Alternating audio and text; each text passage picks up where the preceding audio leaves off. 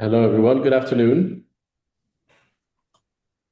Good afternoon. Hello. Good afternoon. Welcome to today's webinar on Spaces of Culture. Some people will probably come into the meeting in the next minutes or so, but we will just start our session. Just to start with a couple of household messages. If you could keep yourself muted if you're not speaking, that would be much appreciated. There is a function in Zoom where you can show the captions of the session. The session will be held in English, but if you would prefer to see the captions also in written formats, then there's the option down below in the Zoom bar.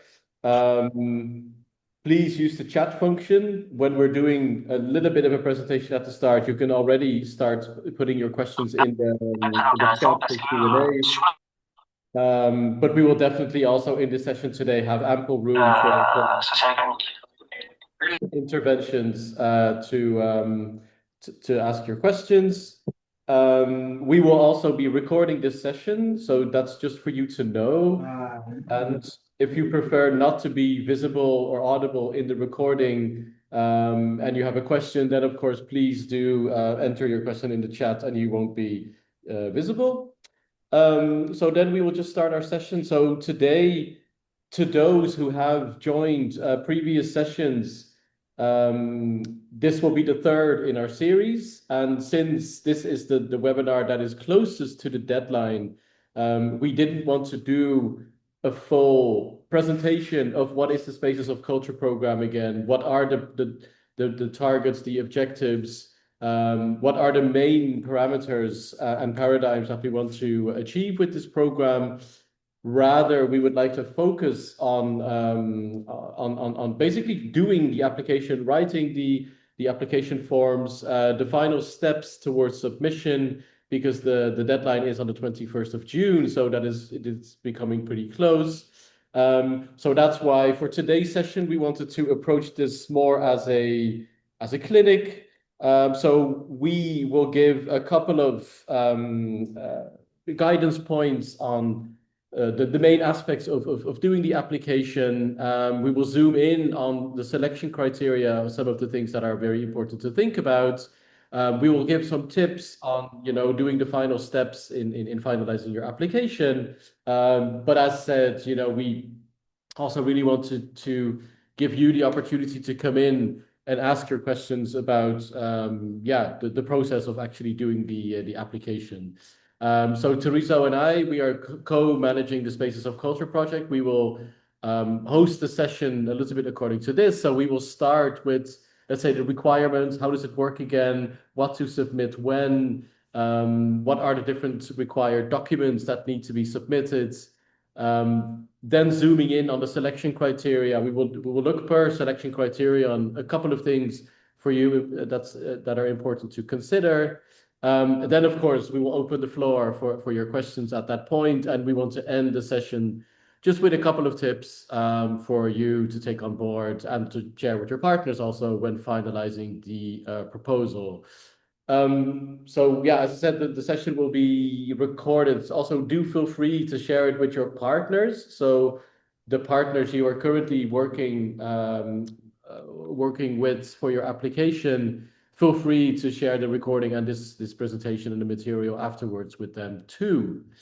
But then, just start off with how to apply again for the Spaces of Culture program. We have a number of required documents for submission. We have an application form which is standardized, which needs to be submitted in the English language. Of course, feel free to draft your application in a different language, just as long as the final submission is actually done in the English language.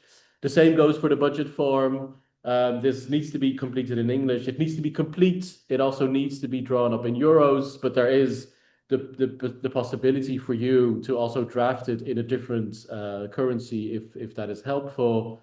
The third main part of the application package is a commitment letter from all the partners that are listed as part of the triangular partnership that is submitting the proposal. And just a reminder, the deadline is the 21st of June, which is Sunday. and the application needs to be submitted to the Spaces of Culture at unicglobal.eu address. All this, of course, is also written in the call for proposals. I will just show, and we will just run through quickly the two main documents to submit, which is the application form and the estimated budget form. But we also just want to point out that these forms, they are available in our unique Google Drive. So you can find them there, but we would like to ask you to download the documents before working on them, because we can't give editing rights straight into the Google Drive, because they need to stay there as the templates for all other colleagues to be able to work on them. So that's why please download them locally and only then start drafting your proposal. So yeah, I just wanted to share briefly the application form first, which you can find here. So the application form, it is in Word format. We don't have a very elaborate online platform or anything to do. So the application form, it needs to be filled in Word format, but that also helps because we do expect the application to be designed and written and created by the different partners concerned. So it's easy to also share this form with your different partners for their inputs or for their additions into the relevant questions. So just to whiz through really quickly through the application form, we start with the working name of the project that you propose, a list of the partners that you want to include in the proposal. And just as a reminder, the partnership is incredibly important. So it's important that you are able at this point with submission to identify at least 3 local cultural and civil society stakeholders, and at least 3 members of the UNIC network. In some cases, that can just be 2. Also the EU delegation in the country that you're active in. So these all already need to be listed by name in this table here. And then the next part is the coordination team, as we call it. So from each of the, let's say, parts of the triangle, we want to have one partner identified as a first contact point. So from the local partners, one needs to be identified as a main contact point. The same goes for one UNIC member and a person at the EU delegation, because that for us as a team is easier to reach out to several people at the same time if the project is selected, because it's for us, it's quite important to have open and, let's say, diverse communication to the different partners involved. Then the next part of the application form is a project pitch, which is the first real sort of selling moment of your project. So, be creative, be succinct, be brief, but at the same time, be concrete and, be complete also in the sense of what is this, who is this for, what's going to happen and why? Because this is the first thing that the jury will be reading in the application form. So it's quite important that this is done quite well as a first entry into your application. Then we would ask you to lay out the objectives of the project, which you can also just easily do in bullet points, because that's obviously easier to read, and also make the link to the general objectives of the overall Spaces of Culture program, because it's important that the jury also reads well how your objectives of the project, how they chime with what we try to achieve with the overall program. Then we would ask you to identify the target groups, which is pretty straightforward. So who are you trying to reach with the project? And also, how do you intend to do this? Then the proposed activities and timeline, which is a free text form to start with, just to lay out the main activities and how they also contribute to meeting the project objectives that you've laid out. Also, do use this table to schedule a little bit more operationally how the project, or when the project activities roughly will be taking place. At this point, be as concrete as possible, also be as complete as possible, because also, even if the activities are presented as still quite vague or still quite up in the air, that won't do your application much good. It's also important to identify like which partner is doing what, because there the jury can also see how the different partners are going to get engaged in the project if selected. Now, after this, we will move to the selection criteria, which you can see because they are met by a certain score. And the first and most important selection criterion is the relevance to the local context. So here you lay out how your project proposal fits into a local context, what kind of challenges are you trying to address, what kind of issues are you trying to solve or, answer to by your proposed project. You will see for each question that there is a character limit. So for this one, for instance, there's a max of 2,500 characters, including spaces. So be aware of that when drafting your application. But also definitely use that space. It's not an invitation to write a very lengthy text, but also don't be too short in drafting your text. We will go into the different selection criteria in a little bit more detail. Some things that you can take on board when elaborating your proposal, but just to whiz through them in the application form for now. The partnership setup that is met by 20 points maximum. So here you set out, who is part of the proposal, how do you ensure that the project partners are working together in a fair and an equal way, what kind of roles and responsibilities are ascribed to each partner that is mentioned, and what kind of added value do they also bring to the project. Here you can also use bullet points if that's more easy to read and to write. Also quite important here is that one partner needs to be designated as the admin lead partner. So one partner will be receiving the grant if the project is selected. So here it's already quite important that you identify the capacity, the experience of this partner when it comes to managing grants like this. Then two other very important selection criteria are innovation and impact foreseen. So innovation here is very important to lay out like what is new about this project in the context that you're working in. What kind of new perspectives does it bring, new practices, and how could it also present itself as a model of international cultural collaboration to others? And then the impact foreseen, of course, always important to lay out what are concretely the expected results on the mid and also the longer term of time. What kind of results and impact do you foresee and hope to see with your project on local scenes and societies? Here, it's also important to already think of what's coming up after the project. So think of the sustainability and write that already in. What kind of ideas do you have to ensure that the project keeps momentum after the Spaces of Culture funding ends? And then another one is, of course, quite important is feasibility and cost effectiveness. So how is this project feasible in terms of time frame, in terms of budgets, in your local context? How do you also, ensure that the budget is reasonable? It's also fair in terms of remuneration and other items.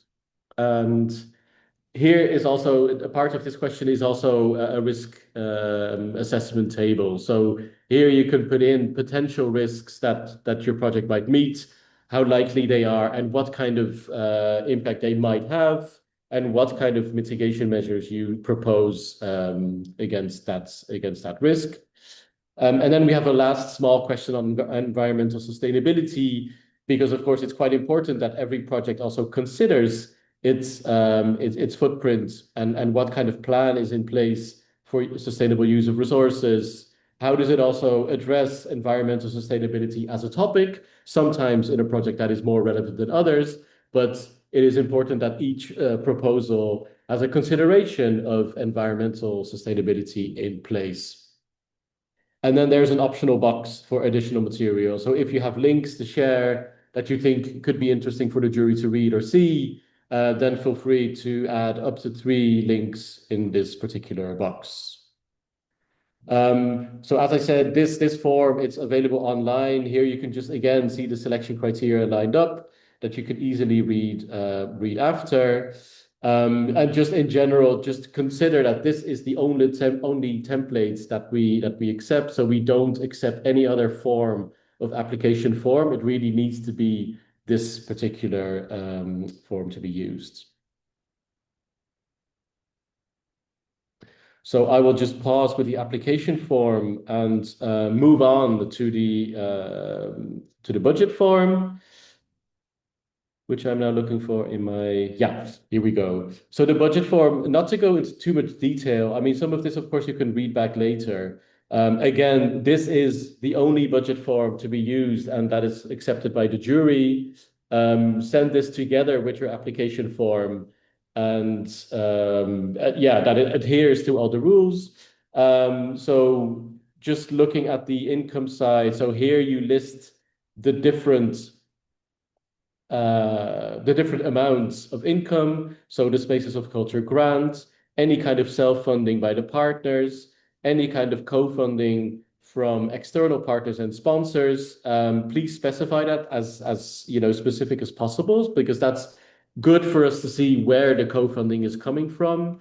And just be aware that the co-funding percentage, so the amounts in these three cells, needs to be at least 5% of the grant that you are requesting. And then looking at the expenses side, you know, use this format. So think of unit costs that will, you know, lead to a calculation of the different amounts that you can put under artist fees, under expert fees, under travel costs, accommodation costs, production and equipment hire, and other things. So use this form as good as possible to shape a detailed and a feasible and a realistic budget. Here you can also use, you know, the local currency if that helps to identify the costs. But the most important thing that needs to be presented is the column in euros, because that, of course, will be useful for the jury to look at a benchmark for comparison. Another very important part of the budget form is the second tab. So don't forget there is a second tab with justification of expenses. So here you can justify the expenses that you put in this part of the budget sheet. So here, just in written format, you can justify why, you know, it's this particular cost. Again, this will help the jury in estimating, you know, is this realistic? Is it feasible? Is this appropriate? And also, is it really fitting to the project proposal? So it will help you in, you know, creating a good story and a clear story about what you're proposing, but it will also help the jury understand what you are actually proposing in your application. So use this space. You can add lines if needed. If you have more things that you want to justify, then feel free to add lines in here. Some other parts of this budget form, they are locked, but that should be fine because you, of course, only need to fill in what you need to fill in. So this is just the forms. We will come back to some of the points on the budget and the feasibility in a second. So I just want to pause showing the different application forms now. And what we would like to do is now jump into the different selection criteria in a little bit more detail. Just some tips and things for you to think about that is based on the feedback that we had from previous juries. And to jump into that more detail, I'd like to ask Tulizo for that. Thank you, Robert. Good morning, good afternoon, colleagues. So part of the application process involves an independent jury of 4 members, and they all have experience in the creative cultural space, both regionally and globally. And so taking learnings from last year's application process, we compiled their feedback to support the final stages of how you complete your application, and particularly in the areas that speak back to the application criteria. And so when we look at the relevance to local context, what local need or issue is your project addressing? if this is a cross-border collaboration, how are all partners benefiting from this activity? So I'm just going to summarize the points that are in this PowerPoint. So if you have outlined your project idea, how is the project demonstrating a balanced exchange between African and European partners while ensuring that local artists and practitioners are meaningfully represented? So in this case, you need to really consider how international partners complement rather than dominate the project. And this is also vice versa. You need to recognize multiple forms of expertise and outline these roles and responsibilities. So the jury also valued projects that recognize expertise as something that exists across all partners and contexts. And what this means in practice is really trying to avoid positioning European or international partners as the sole experts. And you can do this by clearly explaining why specific international experts are needed and how it responds to a local need opportunity. And I think how you can also do this is by really articulating that. So for example, you have a capacity build training, or rather a workshop or a training where you're bringing international experts to come in. What you can do in your application is really describe that this is a joint co-led workshop and not necessarily bringing in a European or international expert to come and deliver the workshop, but rather you emphasizing mutual learning, knowledge exchange, and shared leadership between the two African and European partner. So when we go to the partnership setup, so it's very important that you clearly describe co-creation with your local organizations, including the UNIC members. So here you need to explain how UNIC members can contribute, whether it's an administrative support, distribution of funds, monitoring and evaluation, dissemination of communications, participation as jury members, providing a keynote during an event, or even support with visa application letters. And again, this is a conversation that was really meant to take part during the concept note development. And obviously now, as you are finalizing the application, these roles are defined. However, we are open to understanding that during the implementation phase of your activity, these roles might change based on capacity, flexibility, and availability. And so when you describe this co-creation with all members, including UNIC members, you need to show evidence of shared decision-making and collaboration rather than one-decided delivery. So again, this means that as local organizations, what is the role of the UNIC members in supporting the delivery of these activities? When we look at cross-border collaboration, it's very important that you show that it serves a purpose. So cross-border partnerships can really strengthen projects, but they should also be driven by the needs of the project rather than being included for their own sake. So what this means in practice is you need to be able to clearly explain why collaboration across countries or regions is necessary.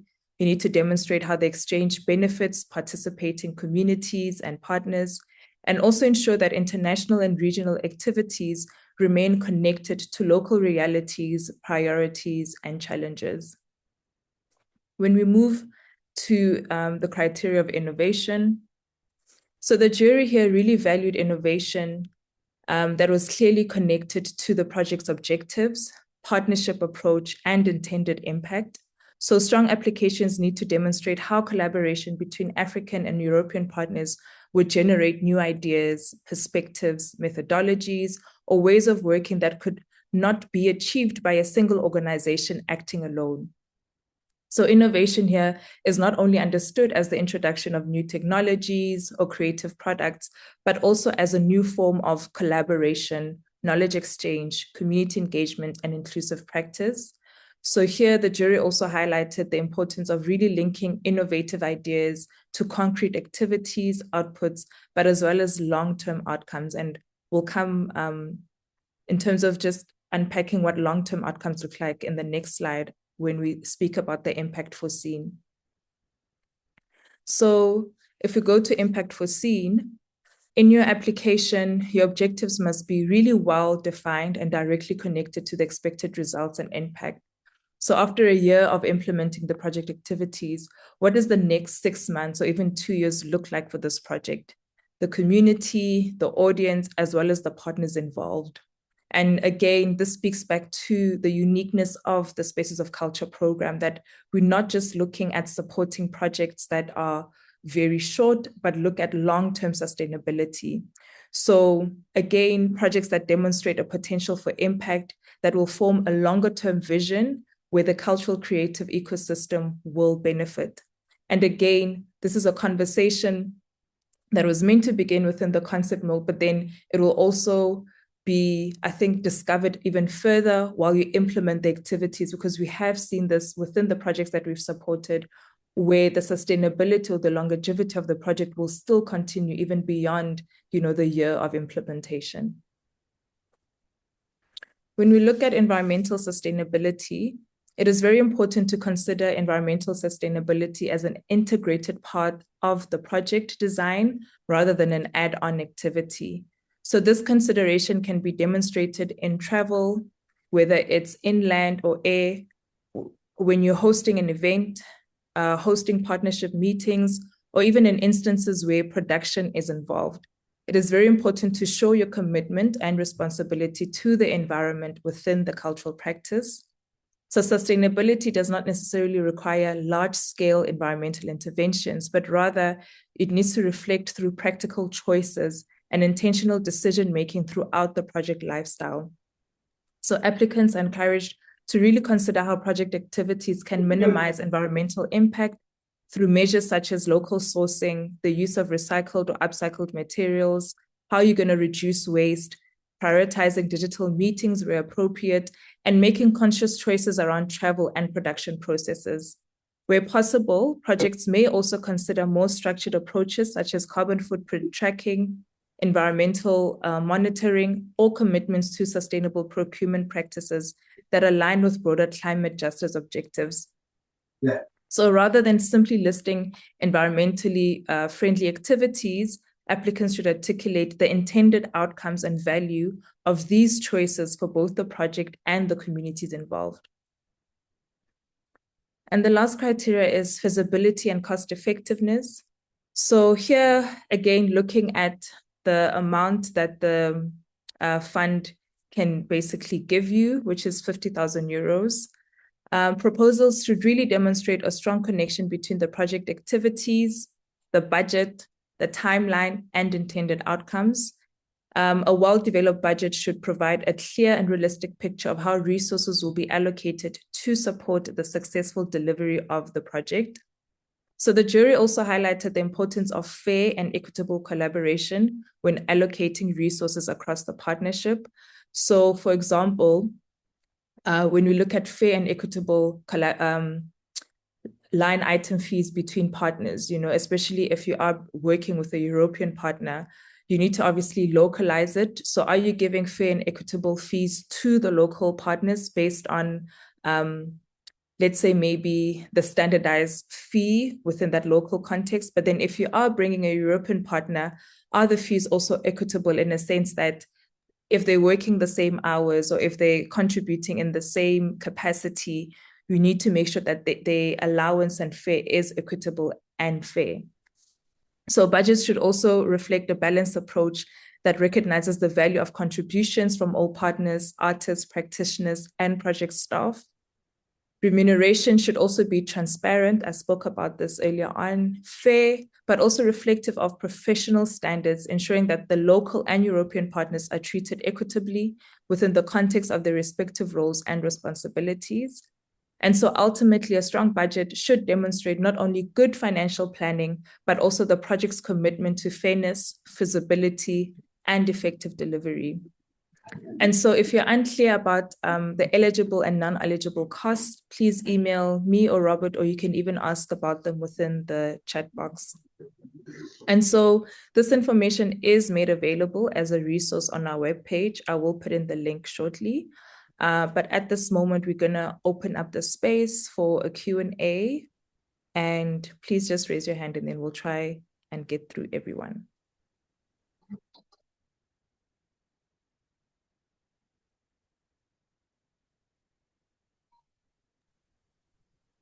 Yeah, I see raised hands. Gosi?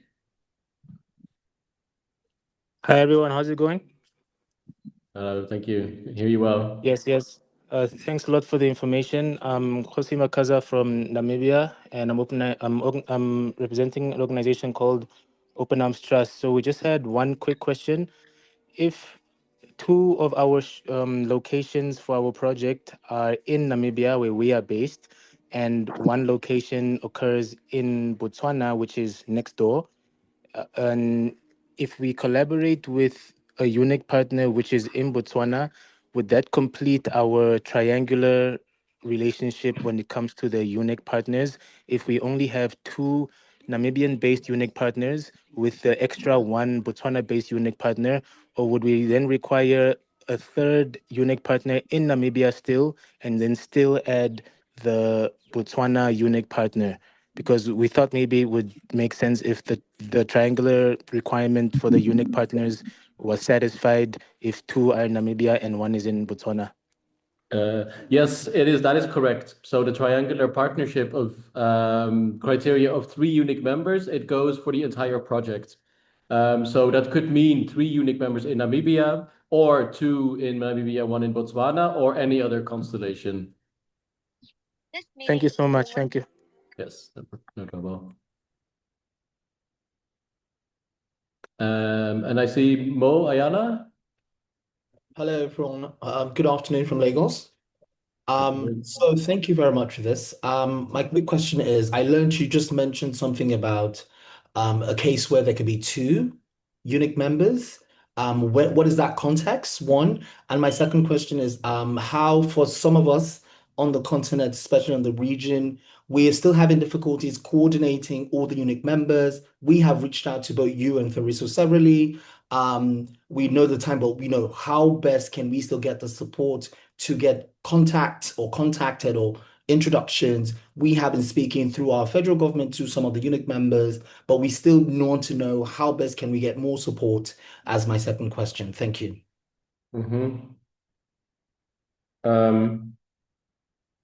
Sorry, I forgot the first part of your question. It wasn't The too long ago. context for 2 unique members. Sorry, apologies.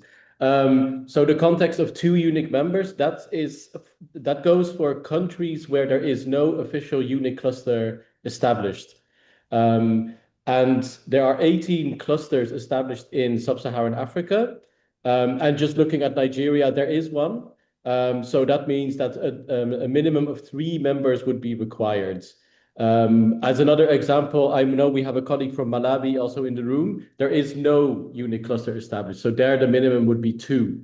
And we have installed that because based on the cluster's presence and the experience in these countries, we know that there are at least 3 unique members that are active, that are present, and that are already working together and with partners. So that's why we made that differentiation.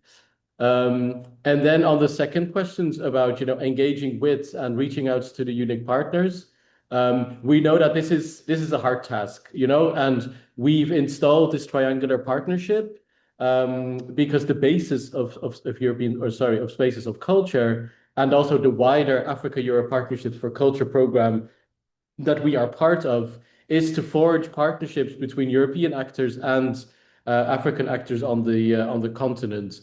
So that's why the assignment that was given to us was also based on the presence of unique members, the Cultural Institutes and the embassies, and that's why also the requirement is this. We also know that, of course, there are quite some organizations that would like to work together with our unique members, which is a request, is a demand that needs to be, also considered with care by the members in place, because it's unfortunately not possible for the members to be involved in too many applications at the same time. So we have been in lots of conversation with our members about how to navigate this. We've also guided them, to be able to receive partnership requests, to, communicate and to talk to different actors when considering this.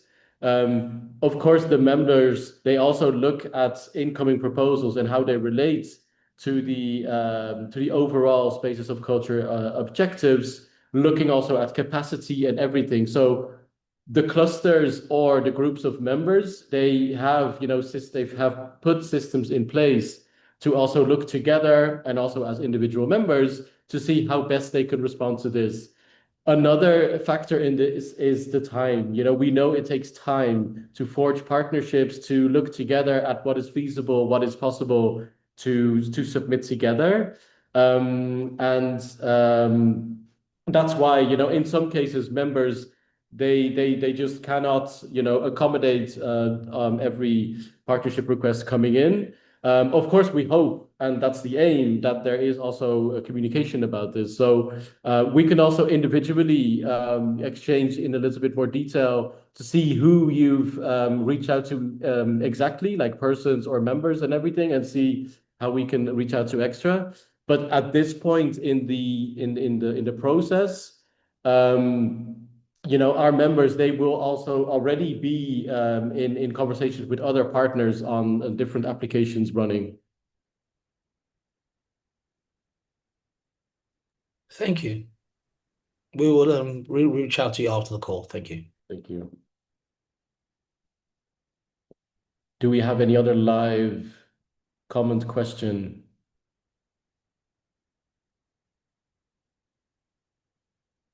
I don't see anything just yet, but maybe something in the chat. Or someone who posed a question in the chat may want to come in live. Yeah, Sona? Hello, can you hear me? Yes, can hear you well. Okay, thank you. Thank you so much for all the material and this call. It's very useful. We are trying to put up a consortium here in Chad, which is very difficult because we only have one unique member, which is the French Cultural Institute. So we plan to associate the German Goethe Institute, which is in Cameroon, a neighboring country. Is this also considered? My first question is this also considered as the minimum unique participation? This is the first question, just to make sure we have it right on that. And the second question is about the budget. We try to value and to calculate a bit the contributions, especially from local partners. Also, when it comes to, for instance, hosting some events or concerts or these things. Do we understand correctly that we can add as calculate as their contribution the value of let's say a rental of their premises for an event and calculate it as a contribution? Thank you. Yeah, both short answers, yes. Indeed, if you can capitalize the rent of the space for an event, you can put that in the budget as self-funding. And the other question about the membership and working with a unique member that is not in the country itself, in this case, working with the Goethe Institute in Cameroon to work together with the Institut Français in Chad, it's possible. That makes 2 unique members. And because Chad is a country without a cluster, that means it's eligible because you are, you know, at the minimum of 2. So Thank that you. is also, that would also be interesting for other colleagues in the room to hear, is that sometimes a unique member that you can work with could also be in a neighboring country. They don't necessarily have to be in the country that you are based in. And the activities then also don't even need to take place in that second country. So from this example, all activities can just easily take place in Chad. They don't have to take place in Cameroon because there is one organization in Cameroon involved. Great, thank you so much.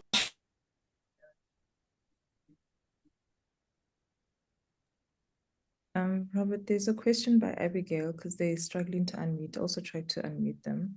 Okay. I'm just going to read out loud. There's no unique cluster in Zambia. We reached out to unique partners, but with very little success. One of them confirmed that they are still reviewing. The EU delegation confirms support, but the silence from the other UNIC members is worrisome. This means even the engagement in the co-creation of proposals is very limited. I reached out to your project team for support, but haven't received any feedback. Would partnerships that have perhaps one UNIC member and an EU delegation be considered? Should we assume our application will not be considered if we don't hear back from the UNIC members? Yeah. Okay. Thank you for that comment. Yeah, a shame that indeed there's little communication about this process. We will also reach out to the colleagues in Zambia. Maybe if you could individually let us know who exactly you reached out to, we can help gauge that or establish that contact.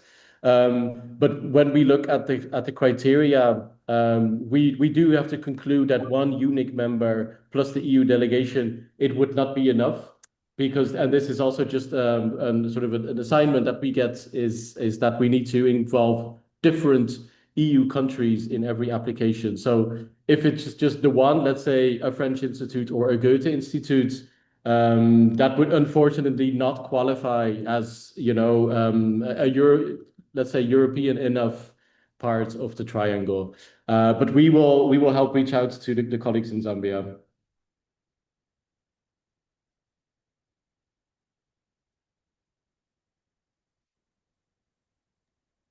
There was a hand by Techno. Okay.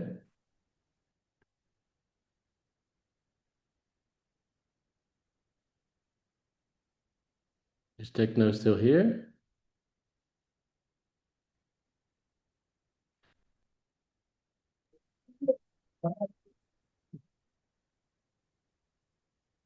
Maybe not.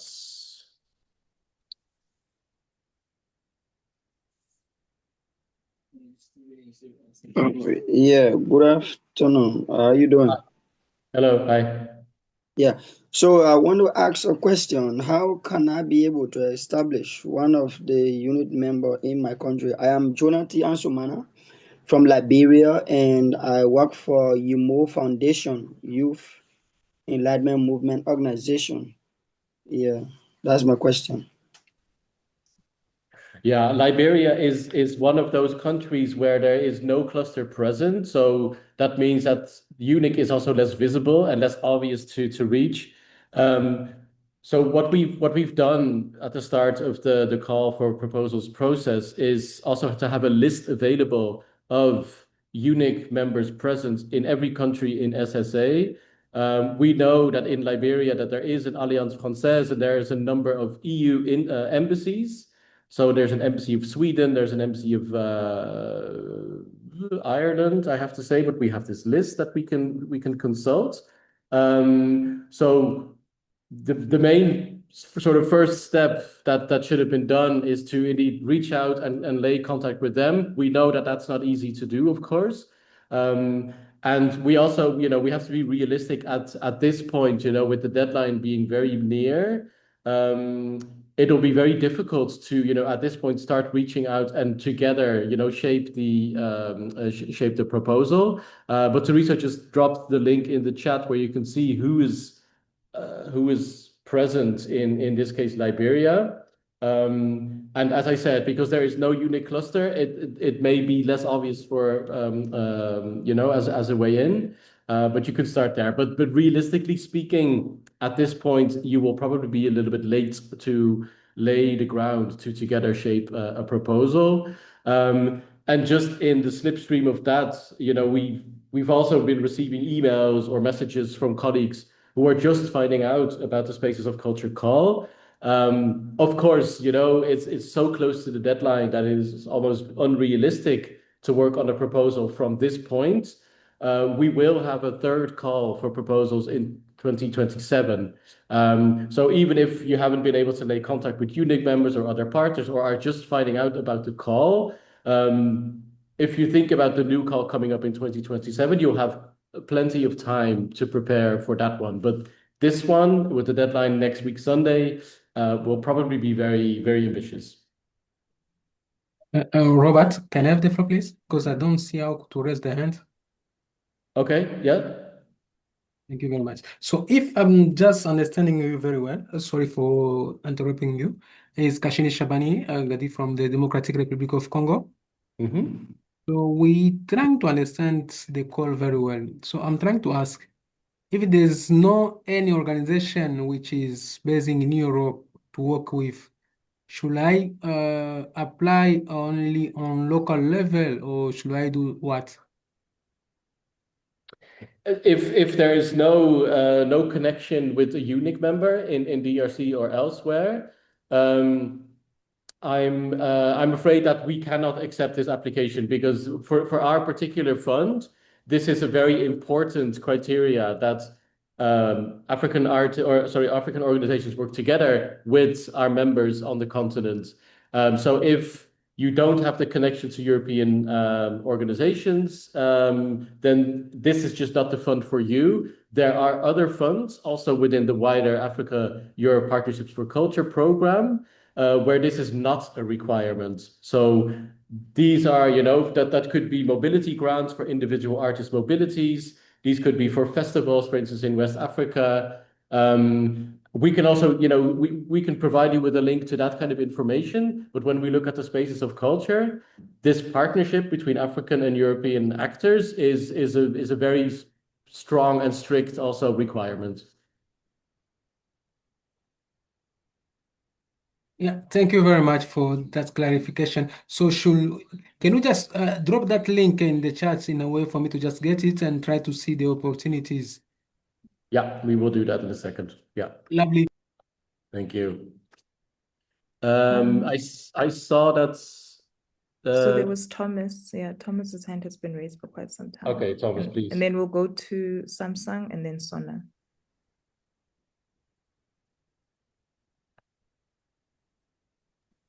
Thomas, are you? Thomas, please go ahead.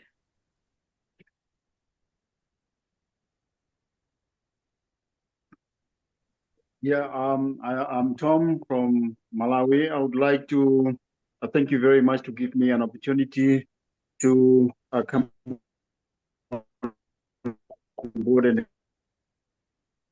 express a little bit about the project. We have accepted our proposal. I'm having trouble hearing you correctly, Thomas. The connection may not be great. They have, in principle, discussed with the French Institute. They have accepted, yet given us the letters of commitment. I'm just wondering if the letters of commitment need to be sent straight to you, or they need to be sent together with the proposal. These are some of the things, and I'm happy, Mr. Robert, that you said that if anything else, you can get in touch with those unique members like Alliance Française, who are the partners for our project, as well as our French Institute. If you can help in that one, that would be really great. I really appreciate so much, Mr. Robert. Okay, I'm sorry. I think you broke up a few times, so I didn't catch the entire question. But do I understand well that you have a connection with UNIC members already secured, and your question was about the letters of commitment? The letters of commitment, the support letters, they need to be submitted together with the entire application. So when you submit your application on or before the 21st of June, everything needs to be sent in one go. So the application form, the budget form, plus all the support. Yeah, it's true that the unique members from Alliance Française as well as the French Institute have accepted our proposal. Okay, and these are two different unique members, so that makes it eligible. Yeah. So then the letter. Okay, that's good. So I would like to also ask you.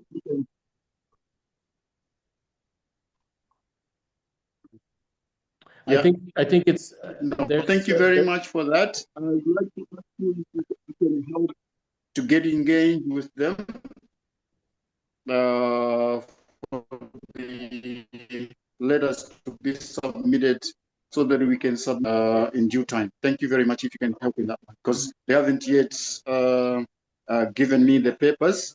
but I'm happy that EU in Malawi has helped a lot, has made all the connections with these partners, and I am working hand in hand with the EU in Malawi, and I hope you help to get engaged with Alliance Française in Malawi, as well as French Institute project.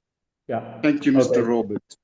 Thank you very much. I think there was lots of connection issues here, so but we can also follow up even via the chat or the email, but we understood. Yeah.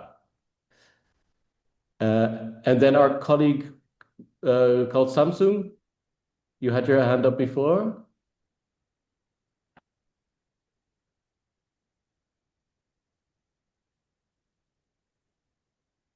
But if maybe you had your question answered, so maybe we can move on to Sona. Thank you so much. I forgot one question. So regarding the budget and the budget form, we still have some funds that are, so some co-funding, which has not been confirmed, and it will not be confirmed at the time of the submission of the project. And we have, let's say, different options how to cover certain costs, but we will not be able to put this in detail into the budget. What would you recommend to include it and as some sort of TBC, or shall we just drop it and concentrate on the funds and on the co-funding that we have? There are certain costs that we foresee in the project, and we still don't have 100% confirmation with the source. Okay, but with the co-funding that is secured, are you at the minimum 5% already? So this would be on top? Yes, that would be on top. Yeah. We have the minimum co-funding with partners here, but this is something else. But it's part of the project, if you see what I mean. Yeah. Okay, well then what you can do, I would put it in indeed, but then that particular line that you are not completely sure if you could put TBC, but just that it is clear that the minimum 5% is secured. Yeah, you can do that. Thank you.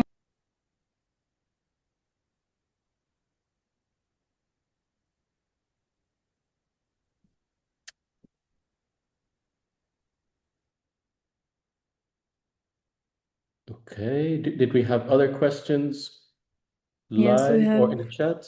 So we have a similar question that I did answer in the chat around if a 2026 Spaces of Culture application does not get selected, can we submit the same project next year, revised and adapted, Mm-hmm.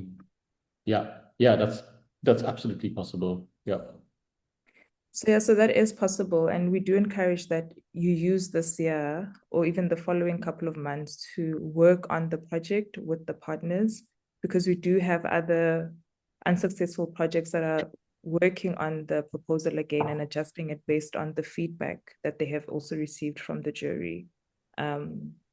So it gives you another year to really strengthen your project application.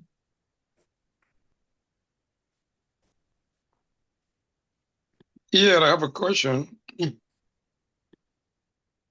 Yes, please go ahead. Yeah, my name is Michael Saiwe. I'm a founder of Raising Lazarus in Liberia. I think emailed you this morning. I think you saw my email.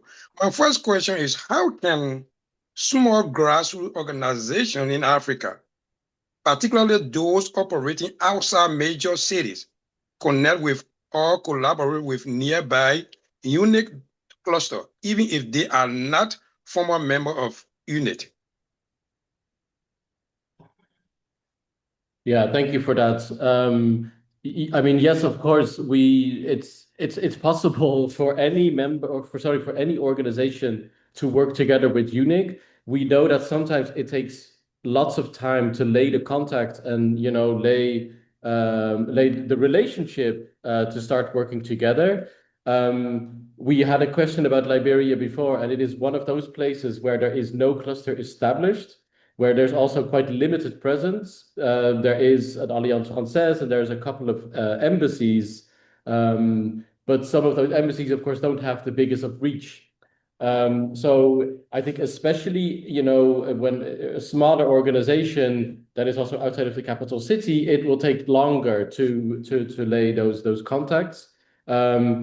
I think that's also why for this particular call, you know, it will probably it'll be too soon to work on a proposal together.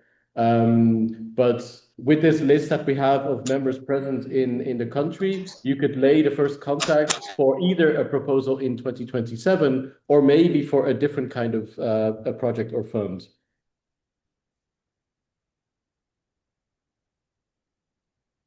Thank you.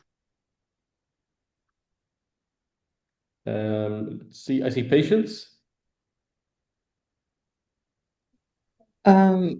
Hello, thank you, Robert. My apologies if this has been already answered. I joined a bit late because I got the link a bit late.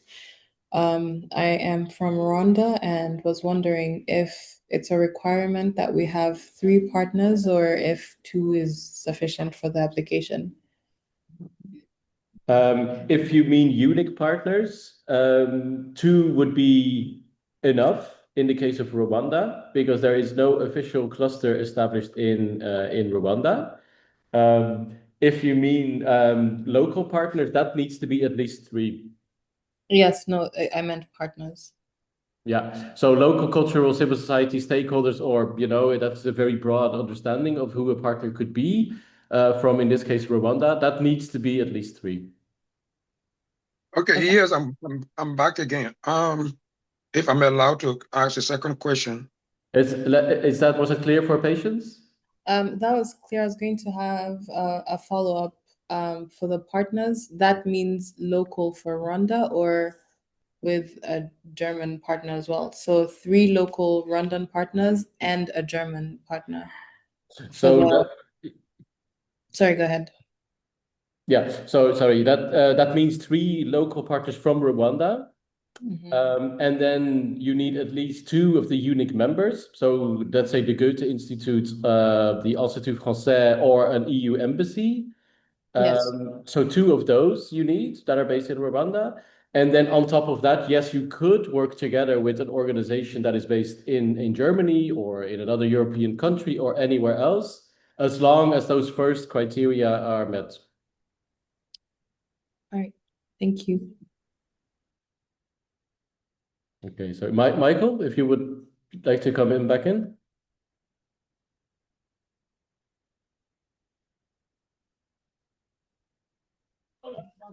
Sir, your voice is not coming in. Your mic is mute, sir.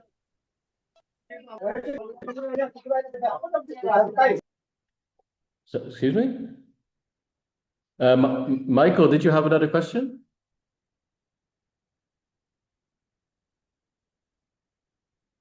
I think you're muted. Hello? Yeah, we can hear you. Yeah, I said a local partner can be NGO or it can be anybody, or it can be any group. The local partner. Are they supposed to be an NGO or any governmental organization? It can be both. We have a very broad understanding of what a local partner could be. It could be NGOs. It could also be a local authority or a local agency, an education institute. So yeah, it could be both. It could be only NGOs too. So yeah, there's quite some freedom, let's say, or some bandwidth to identify local partners. So then where do we get information about EU members to collaborate with them? How do we get information about them? So we have a list of unique members that are present in Liberia and in all other countries. So we will put that back into the chat. And there you can see who is present, and from there you can start contacting. Okay, you can respond to my email. The second email I sent, if you have time, you can respond to that too. I send you an email, please. Yeah. Okay, thank you.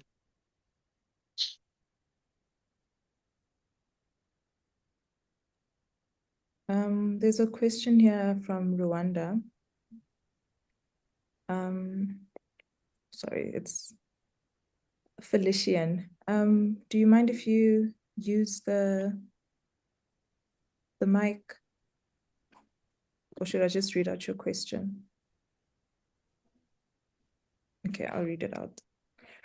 I have a question regarding eligibility for the Spaces of Culture call. If we're able to partner with only one unique member and the EU delegation, but receive no response from other unique members in our country, will our application be considered eligible? So this is specific to Rwanda. Yeah, I'm afraid for that one, also in Rwanda, we need to adhere to at least 2 unique members. So what you can do if you have one unique member secured and also the EU delegation is try via them to reach out to that other unique member that you try so basically convince or spur them on to be part of your proposal. Because often the unique members, they are in contact with one another or they are in contact with the EU delegation. So sometimes it helps if another partner reaches out to them and asks them also to become a partner in this particular project. But it needs to be 2, I'm afraid. We've got another question. Does a local partner have to be an organization or institution, or can it also be a freelancer or an independent artist? Partners, they need to be organizations. And of course, individual artists or experts or professionals in what form, they can be part of a proposal for sure, but at least 3 organizations need to be identified first. And then the other question, could a European NGO submit a project in the name of different small African NGO partners suffering of lack of big financial management? I'm sorry, 1, 2, 3, 4. Robert, do you understand the question, or should we ask 1, 2, 3, 4 to use the mic? I think I understand, but maybe you want to elaborate what kind of European NGO that is?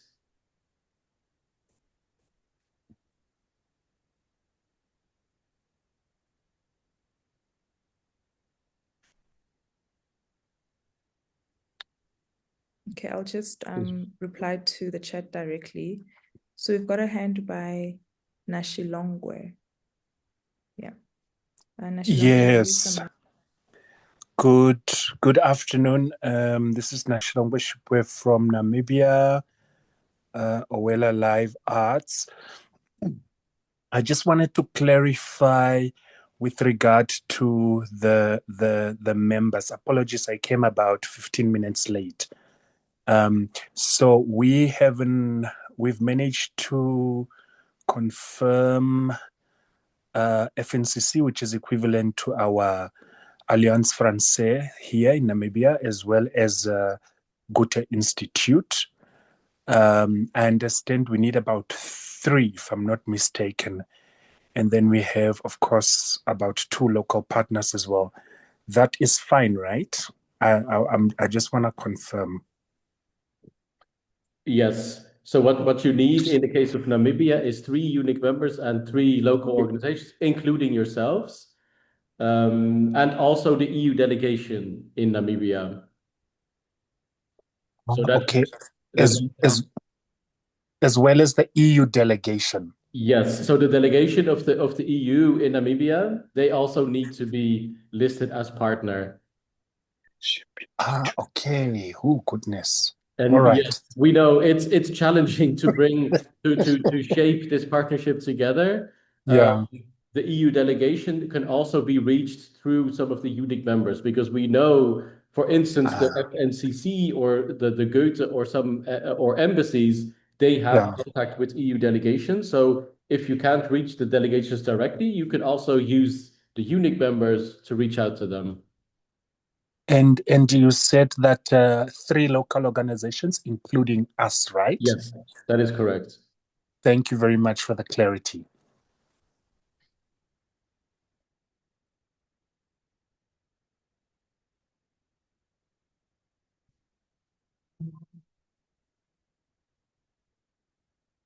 Let's see, do we have other questions, comments?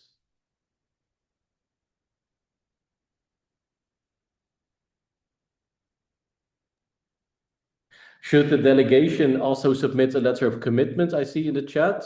Good question, important question. They should, yes, in principle they should, but we also know in conversation with delegations and also with their headquarters here in Brussels, that sometimes for an EU delegation, it is difficult to sign a letter officially, you know, to have the EU ambassador sign a letter.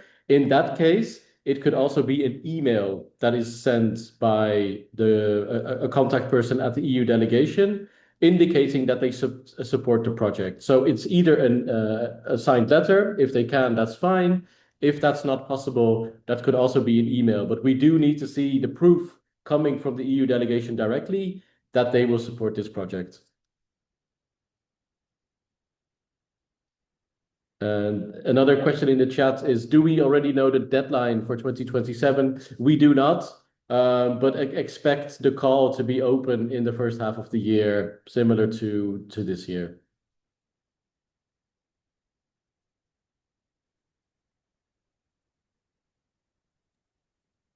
There's a hand by Letlhage. Please go ahead. Hi, how are you doing? Oh, good. Thank you for joining. I'm sorry I'm late, but I suppose my question would be relevant.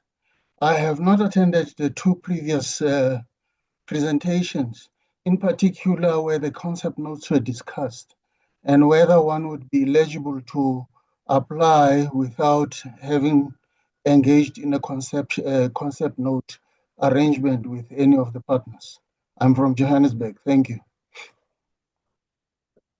So the concept note was in, the need for the concept note was installed to lay the contact between local organizations who want to go for an application and their partner or their prospect partners, which could be UNIC members. It could also be other members, other organizations. So what we have seen is that there has been lots of sharing of ideas and everything, and based on that, partners are engaging together with an application. Now, there is no need necessarily to have submitted this concept note or to have shared this concept note with prospect partners if independently of this concept note you have shaped partnerships. But if you haven't, shaped this concept note or shared it with UNIC members or other organizations, and at this point the conversation has not started with these organizations, then it'll just be too late. With the deadline being so close, it'll be too late to start the conversation at this point. So if that's the case, then we would recommend looking ahead at next year's application or maybe other sources of funding for your project. So am I understanding well that the contact with UNIC members has not yet been made? Yeah, certainly. I haven't actually entered into any engagement with any of the UNIC members. Otherwise, I would have wanted to know whether my application would still be eligible in that regard. Okay, only if the final application has 3 UNIC members confirmed, only then it will be eligible. If not, it will be ineligible. Okay, thank you. Robert, so 1234 who goes by Martin was able to elaborate on the question. So they are a Belgium association / NGO. So as far as I understand, they're based in Belgium. If we apply for African partners if they're involved in the project, because they're not comfortable with that kind of funding management. So I believe that what the question is that they would like to submit the application on behalf of the local partners.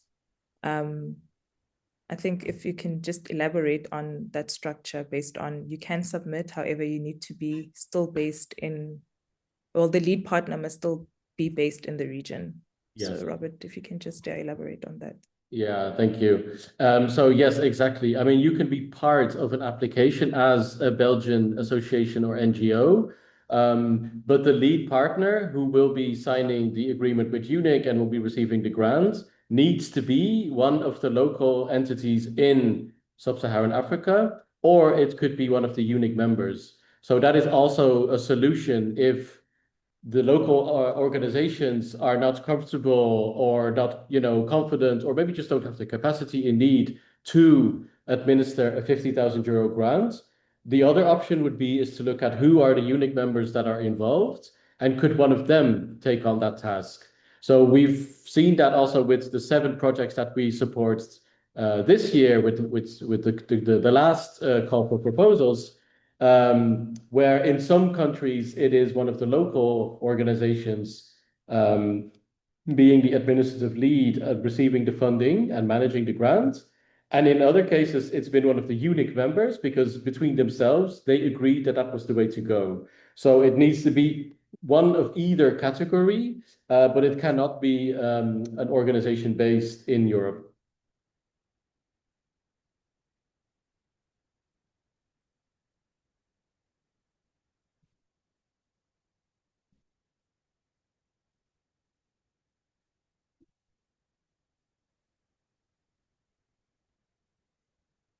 Okay, no problem.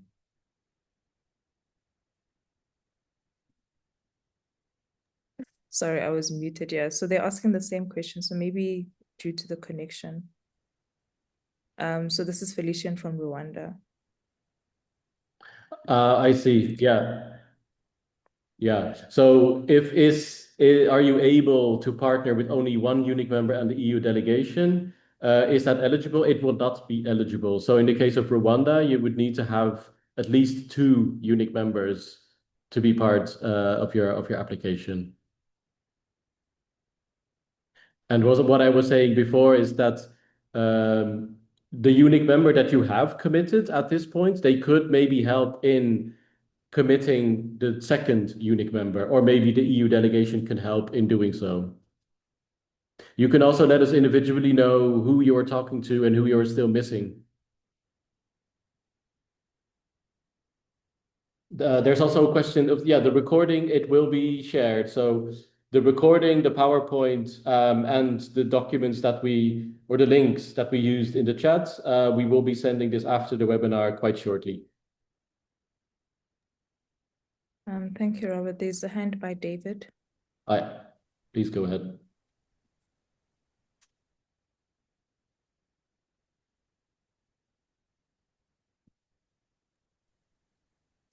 David, please go ahead and ask your question.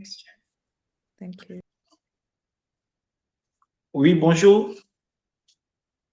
Bonjour. Je souhaiterais savoir si je pouvais poser ma question plutôt en français, si ça ne vous dérange pas. Je comprends un petit peu français.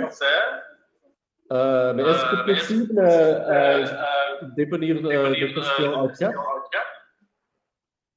D'écrire la question en anglais. En anglais, oui. Non, moi je parle plutôt français. Je voulais savoir si je pouvais la poser en français ou il y a une autre alternative. Est-ce que possible d'écrire la question en chat? D'accord, d'accord. Merci.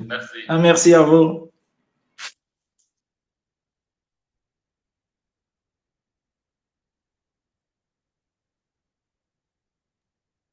Robert, we've got a volunteer, Stephanie, who can help with the translation. Oh, that is wonderful. Thank you, Stephanie. Stephanie, maybe you can come in.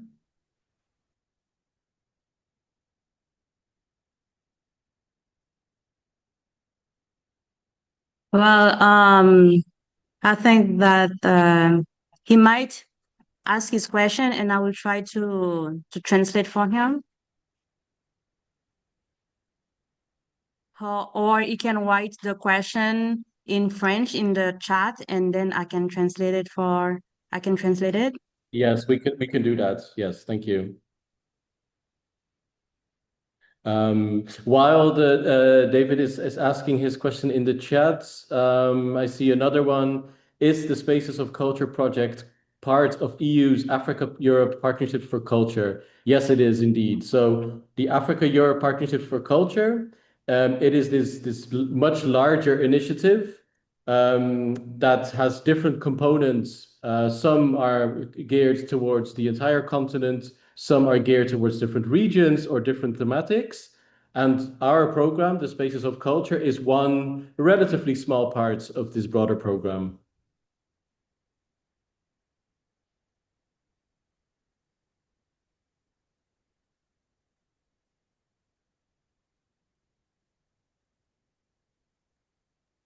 And I will just drop a link to that overall program for your information. I think we can ask David to just ask the question live. Stephanie, you can go ahead, please. Yes. David, may you please come in with your question, and then Stephanie will be able to translate for us. Bonjour David, tu peux poser la question en français et je vais aider à traduire. D'accord, d'accord. J'étais déjà en train d'écrire en fait. Donc, ma question. Vous pouvez écrire aussi, ainsi tout le monde le voit, et puis je peux traduire. Bon, c'est mieux que vu que j'ai déjà commencé à la poser, c'est que je finisse. Vous pouviez le traduire si c'est possible. Ok, d'accord.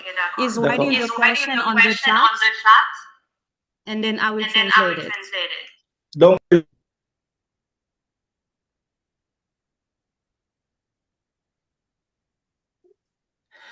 oui, j'étais en train de poser la question suivante. Je voulais savoir dans le cadre de cette collaboration si une ONG ou une association européenne peut répondre à la candidature en collaboration avec une structure africaine. Is asking if it is possible an European organization answer the call in behalf of other local organizations. Sorry, I heard a big echo at the start of your translation. Could you do from the start? Okay, is asking if an European organization can submit the project on behalf of local organizations. No, I'm afraid that is not possible. So a European NGO, they can be part of a project, they can be part of a partnership, but the lead partner needs to be either one of the NGOs in Sub-Saharan Africa, or it needs to be one of the UNIC members.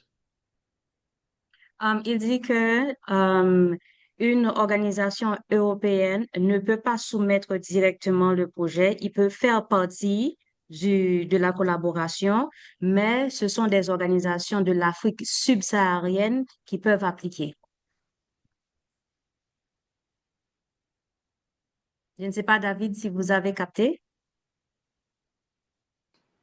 Oui, parfaitement, j'ai capté. Merci beaucoup. C'était la question qui me venait en tête. Ok, d'accord, un plaisir. Merci beaucoup. Ok, d'accord. Excellent. Merci. Thank you, Stephanie. You're welcome.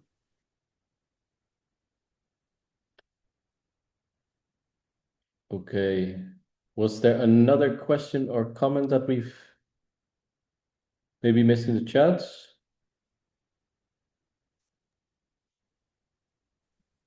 Unless I missed a comment in the chat and then the person can use the mic. Yes. Please.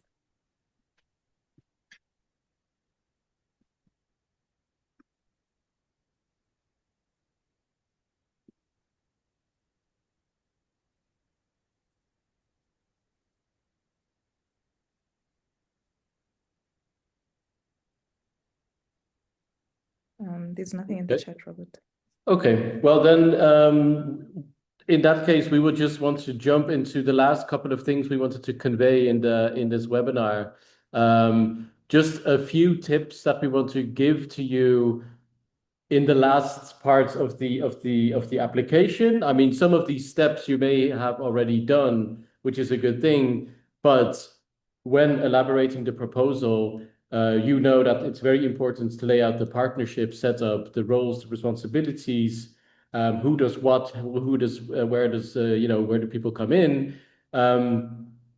It'll be important to keep asking the partners, like, what is what you can bring into this project? But also, how do you want to organize ourselves? Like, how often do we want to meet? What kind of structure do we want to install for ourselves for coordination and for management? And very important is, how can we ask one another questions about fair collaboration? And for that last, we also have a pack of resources available, which is called Not a Toolkit, on fair collaboration in cultural relations. And this is a number of components that, you could see them as tools that you can use in conversation with yourselves at partners. So sit around the table. There are questions that you can ask yourselves in a bit of a gaming way, but are very important to sort of lay the foundations of you as a partnership. So we would definitely welcome you to have a good look at these resources. And then a little bit beyond shaping yourself as a partnership is the last couple of things to think of when working on the proposal, when writing the proposal.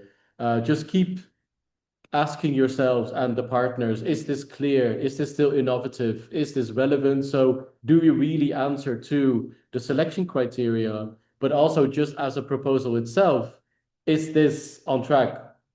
Is this something that we really stand by together as a group? You could create a checklist, you could come to different methods to test your proposal.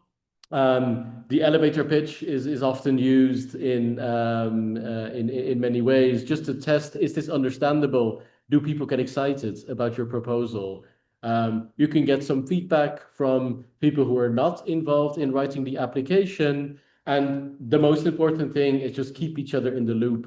So either have meetings with the partners or find different ways to keep each other informed of the progress of the proposal.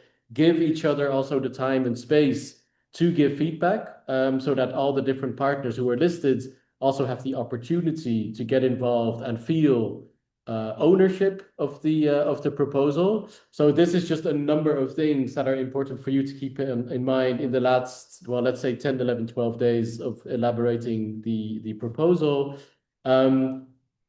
Do also check the frequently asked questions. There might be a question that comes up pretty late, which is also included in our FAQ document. This is also a link to the Fair Collaboration resources. We will send this to you after the webinar. And you can, of course, also contact us. Also, if you are working on your proposal and you have a concrete draft proposal lying around, you can send it to us for a little bit of feedback. Of course, the closer you get to the deadline, the more difficult it will be for us to respond to this feedback. So if you already have a draft available and you do want some feedback from our side, feel free to send it over to Teresa and myself, and we can offer you a little bit of feedback. But then, yeah, other than that would be our message for the day. We hope that this was useful for you. But as said, we are available for your questions. With a few of you, we will follow up individually based on email or some of the things raised in this webinar. But if there's no other question or comment, I see one from David. Is it possible that an association that does not yet have legal status could apply? Well, if this is an association that is working on legal status and is very close to having it, if explained well, you can do it. But if it's just one individual, like an artist or one individual expert, then that would not be possible. So you could, in your proposal, explain the exact status of your organization.